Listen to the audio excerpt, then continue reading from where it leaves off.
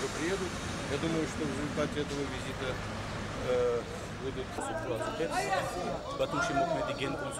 Aram Grigoriani, რომელიც უხეშად ერევა დიასპორის საკითხებში, მე ამ დღეებში განმართავ პრეს-კონფერენციას, სამწუხაროდ Aram Grigoriani ერევა დიასპორის შიგა საკითხებში, აბრალებს ზოგი წევრებს არაპროფესიონალიმში, პირადად ანუ ჩემზეც არის საუბარი და ეს ადამიანი ნამდვილად უნდა წავიდეს და არ აქვს მორალური უფლება დარჩეს სამთავრობოზე, წერილი მომზადებულია სომხეთის საგარეო საქმეთა მინისტრის სახელზე.